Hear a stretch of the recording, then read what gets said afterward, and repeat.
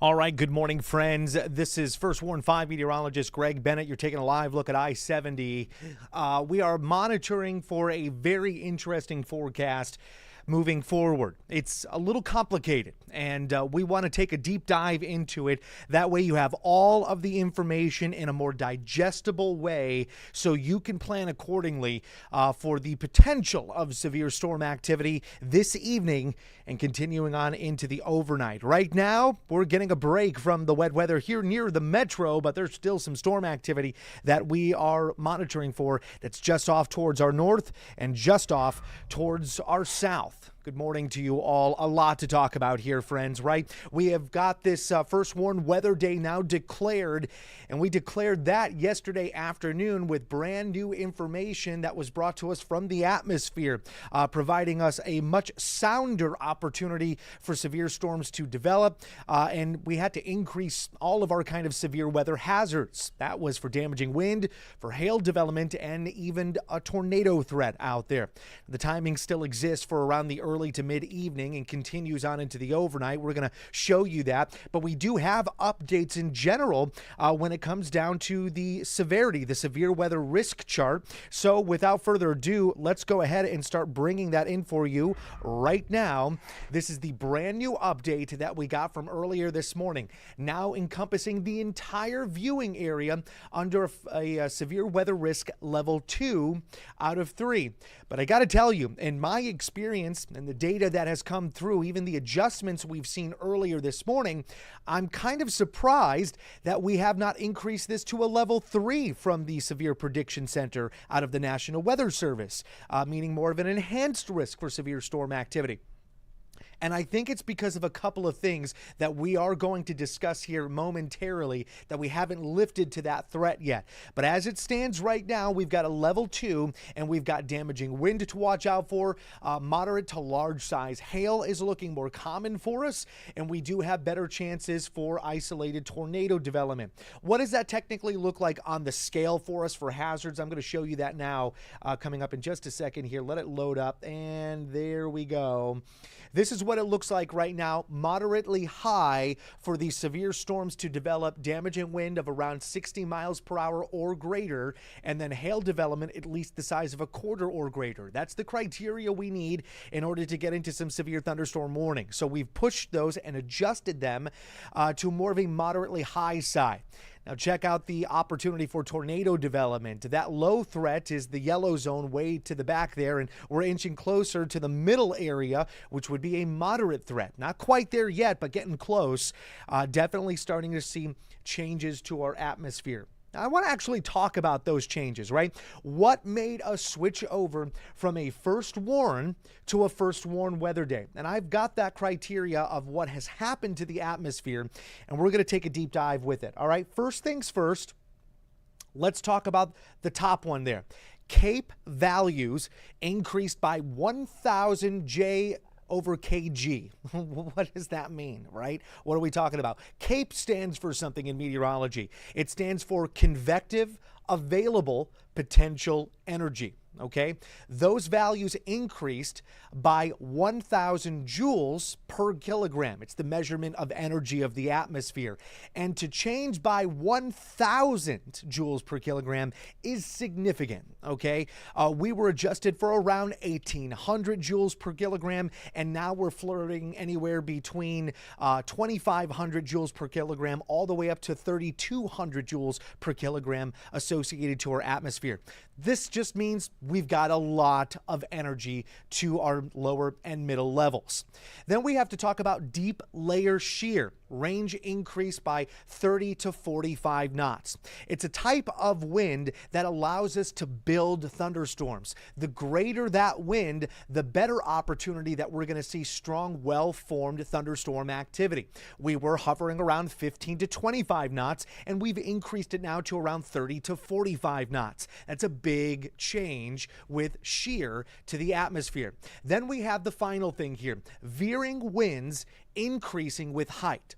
What does that mean? Well, it's a type of wind that is rotating, and it's rotating in a way that's conducive for actual tornado development. We call this veering.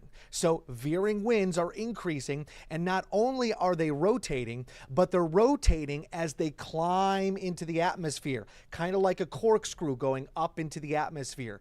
That provides us kind of help or aid to rotate thunderstorms and provide maybe some tornado development.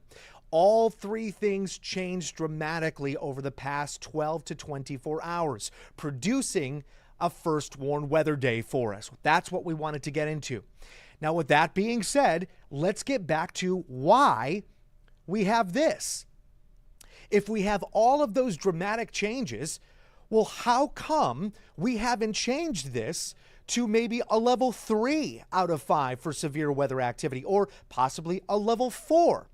Well, there's a couple of problems to our atmosphere that we're still continuing to monitor closely. And I think we're going to start to see last-minute updates to this severe weather risk chart because of those last-minute kind of scenarios that we're dealing with.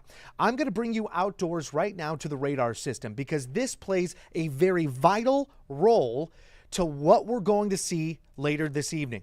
We've got thunderstorm activity developing up towards the north. We've had some storm activity just crossing over the southern end of I-49 and some hit or miss shower activity right here through the metro.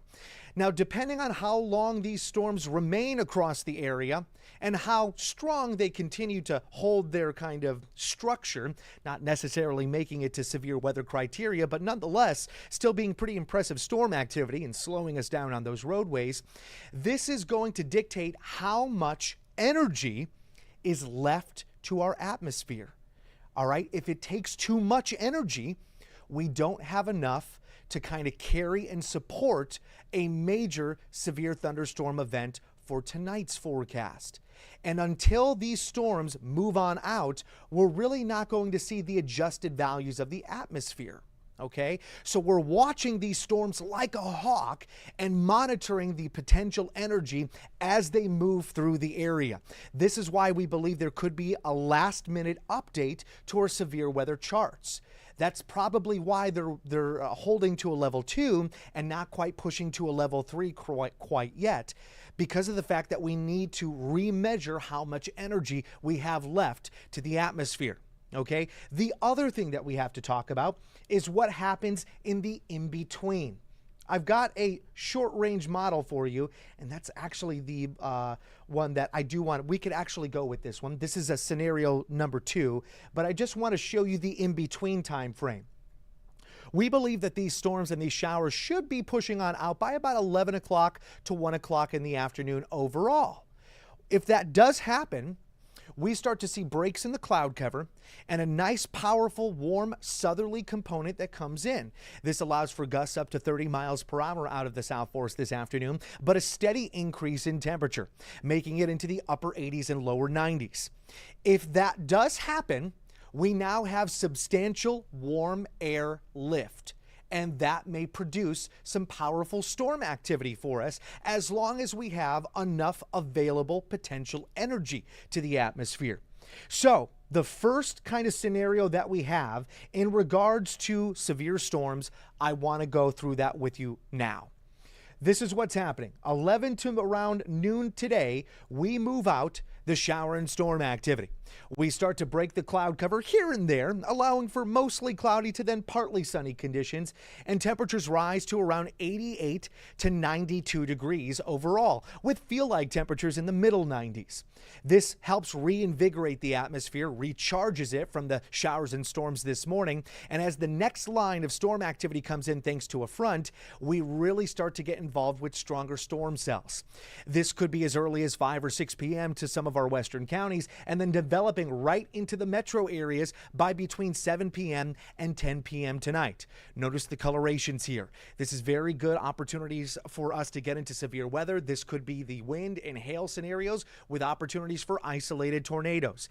It then becomes more broadened and widespread from I-70 south as we move on into the late night, and then exits by about 3 o'clock in the morning Saturday.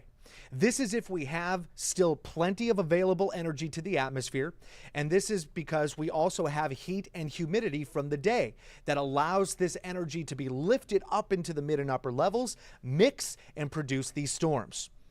Now let me get you into our second scenario, right? The second scenario says, well, all the shower and the storm activity that we saw this morning kind of moves for the most part, but lingering showers remain moving forward into the early and mid-afternoon, allowing for more clouds to develop and a continuation of sucking the available energy from the atmosphere. So we're losing that energy of the atmosphere. This may also provide us a drop in temperature, not necessarily making it to the upper 80s and lower 90s. If this occurs, we don't have enough ingredients to produce a widespread threat for severe storm activity. And though we have a frontal boundary that comes through the area, it's very lackluster and doesn't actually provide us a big severe thunderstorm threat. Because of these two scenarios that are still up for debate, we are keeping the risk for severe weather overall at a level 2 out of 5.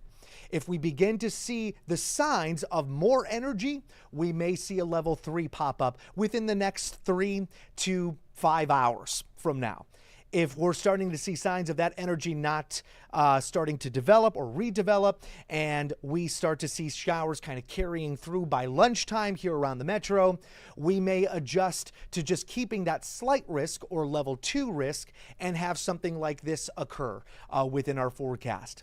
This is us being transparent with you, friends. This is what we have to kind of decipher moving forward as meteorologists, especially during inclement weather scenarios. So, what's the answer here? What do we do? The fact of the matter is we need to think about this as the first scenario. All right.